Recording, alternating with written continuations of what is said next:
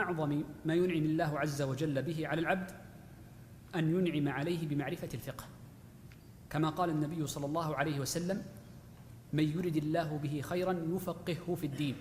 الحمد لله رب العالمين، والصلاة والسلام على رسول الله وعلى آله وأصحابه ومن تبعه بالهدى. Alhamdulillah, du coup on commence aujourd'hui un chapitre qui est en arabe Al-Jama'a, et on avait vu la dernière fois Al-Jumu'a, donc Al-Jumu'a la prière du vendredi, Al-Jama'a, Al-Jama'a la prière en groupe. Enfin donc attendez, c'est cette diapo là. Donc on fera deux diapos sur la prière, on va diviser le chapitre en deux. Donc pour commencer déjà, Al-Jama'a, donc la prière en groupe, est obligatoire aux hommes. C'est-à-dire que les hommes doivent prier en groupe obligatoirement. Après, est-ce qu'ils doivent prier en groupe à la mosquée, ou ils peuvent prier en groupe en dehors de la mosquée? Ce qu'il leur est demandé, c'est de prier en groupe en dehors de enfin au minimum en dehors de la mosquée. Et le meilleur, c'est bien sûr à la mosquée. Donc c'est pour les prières, les 5 prières obligatoires par jour. Et ça, c'est une obligation qui incombe aux hommes, donc du coup, qui n'incombe pas aux femmes. Les femmes peuvent prier seules sans avoir, entre guillemets, de reproches qui leur soient faites. Et le minimum pour qu'on appelle ça un groupe, c'est 2 personnes. Ça veut dire 2 hommes qui prient ensemble. C'est ce qu'on appelle un groupe, et il aura fait l'obligatoire. Cependant, si un homme prie seul, sa prière reste valide. Juste dans l'école, dans le madhab, il aura commis un péché, sauf donc il aura la récompense d'avoir fait la prière, bien sûr, mais il aura un péché pour avoir délaissé le groupe, sauf s'il a une excuse, parmi les excuses qu'on verra dans le prochain cours, je pense, dans le prochain cours, Inch'Allah. Donc la prière en groupe, elle va être découpée en 2 catégories de personnes: l'imam, donc celui qui dirige, et le suiveur ou les suiveurs s'ils sont plusieurs. Donc l'imam. Les conditions pour être imam sont de 6. Donc la première, c'est que l'imam soit musulman. Donc bien sûr, il ne peut pas y avoir un non-musulman qui dirige la prière. C'est pas possible. Il doit être digne de confiance. Ce qu'on appelle adl. Et al-adala, donc comment on pourrait dire ça, la droiture, c'est l'inverse de la personne qu'on va appeler al-fasiq. Al-fasiq, ça serait traduit en français, c'est souvent traduit par la personne qui est pervers, le pervers, mais c'est pas forcément la perversité comme on connaît, mais ce serait quelqu'un qui commet des péchés, des grands péchés, ou qui fait des petits péchés sans s'en repentir, ou qui commet un grand péché à la vue de tous. C'est-à-dire qu'il est connu pour faire ce péché, par exemple boire de l'alcool ou des choses comme ça. Donc lui, il ne peut pas, dans le madhab, il ne peut pas être imam. Parmi également, dans l'école, quelqu'un qui rentrerait dans cette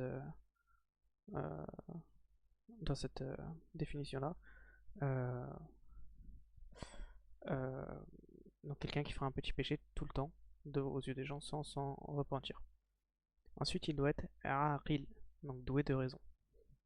On ne peut pas être dirigé par un fou ou un enfant qui n'aurait pas la raison. Ensuite, il doit être ba'alir. Ba'alir, ça veut dire pubère. Et ça, c'est uniquement pour les prières obligatoires. Ça veut dire une prière surrogatoire comme at-tarawih, ça peut être dirigé par un jeune qui est non pubère, mais qui serait doué de raison. Ensuite, la cinquième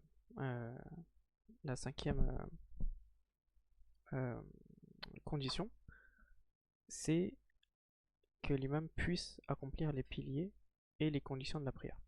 C'est-à-dire, par exemple, on a vu que parmi les piliers de la prière, il y a le fait de se tenir debout. Donc quelqu'un qui ne pourrait pas se lever, par exemple un handicapé qui est en fauteuil, il ne peut pas se lever, ou quelqu'un qui ne pourrait pas tenir debout ou s'incliner, se prosterner, il ne peut pas être imam. Sauf dans un cas, c'est, imaginons on est dans une mosquée, et il y a l'imam qu'on appelle l'imam al-ratib, ça veut dire l'imam officiel entre guillemets, Et lui, il a une blessure un jour. Il se fait mal, je sais pas, il a mal au dos, et il a du mal à se lever, mais c'est une blessure qui, la plupart des gens pensent que cette blessure va guérir. C'est un mal passager, et lui, il peut pas se lever par exemple. Du coup, il prie assis. Dans ce cas-là, ce seul cas, on pourra prier derrière quelqu'un qui ne peut pas faire tous les piliers, par exemple, se tenir debout, et on pourra prier derrière l'imam qui est assis, si c'est l'imam officiel, entre guillemets, euh, de la mosquée. Et c'est le seul cas. Sinon, par exemple, quelqu'un qui ne peut pas se prosterner, par exemple, qui a une blessure, un mal au dos, et qui ne peut pas, par exemple, se prosterner, on ne peut pas prier derrière lui. Il ne peut pas être imam. Il peut être suiveur, mais il ne peut pas être imam. Et enfin, la dernière condition, c'est être un homme pour diriger les hommes. Ça veut dire si la prière elle est composée d'hommes et de femmes, l'imam doit être un homme. Si par contre c'est que des femmes, ça peut être une femme qui dirige les femmes, il n'y a pas de souci. Mais s'il y a des hommes, ça doit être un homme qui dirige la prière. Ensuite, on va voir ce qu'on appelle la priorité. Donc qui est prioritaire dans le statut d'imam? Donc quand on est chez quelqu'un, dans sa maison, c'est le propriétaire de la maison. Sahibul bayt. Le propriétaire de la maison, c'est lui qui est prioritaire. Donc par exemple, si on visite quelqu'un, on s'avance pas pour être l'imam chez lui. Sauf si lui, il nous dit de le faire. Il nous dit, ok, je préfère que ce soit toi qui dirige. Là, on a le droit, avec son approbation. Mais sinon, c'est lui qui reste prioritaire. Également l'imam de la mosquée. Et dans le madhab, c'est d'ailleurs quelque chose de très grave que de passer devant l'imam de la mosquée.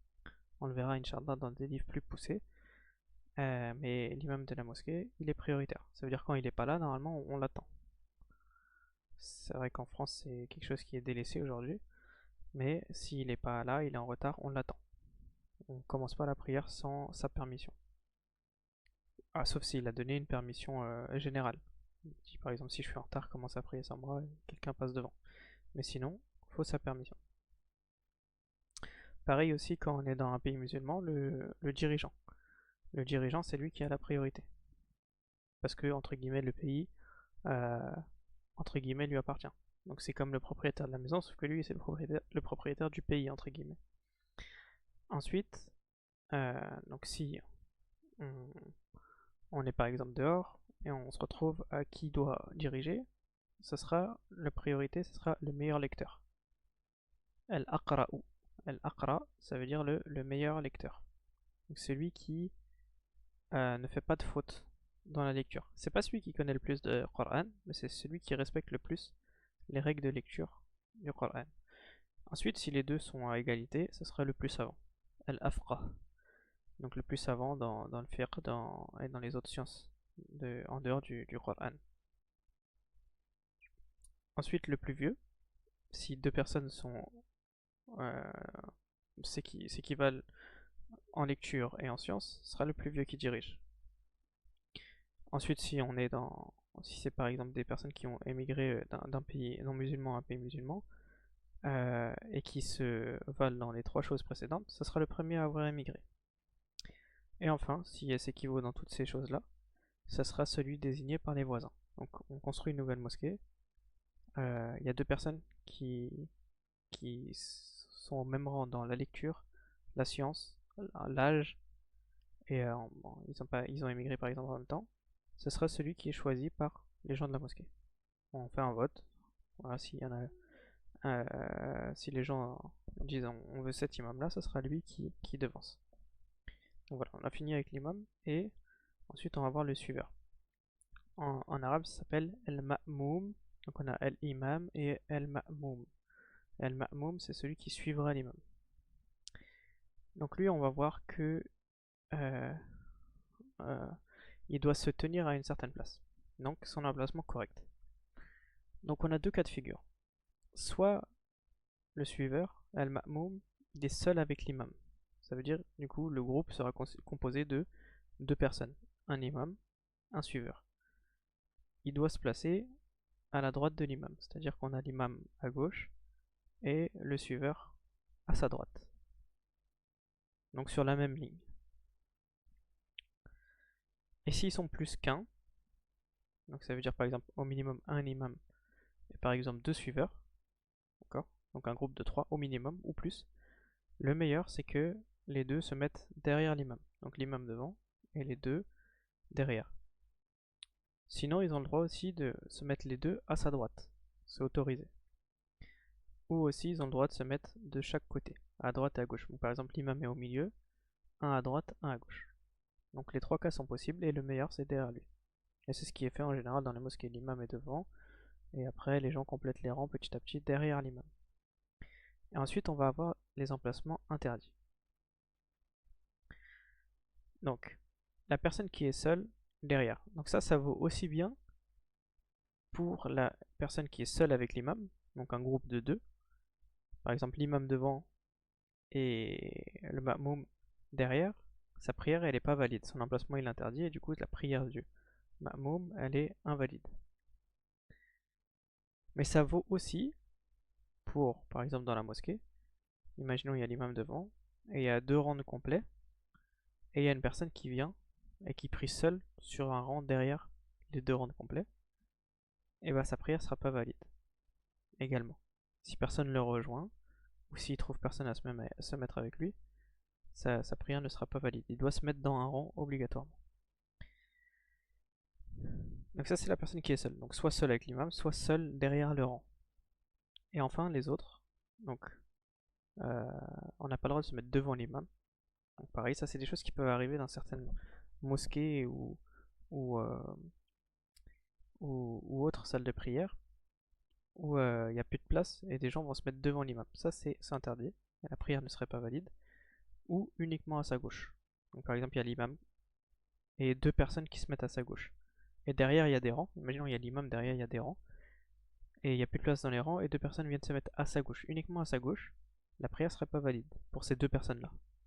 Pour les deux personnes à sa gauche. Par contre, s'il y en a un qui se met à droite, un qui se met à gauche, on a vu que c'était autorisé. Ici.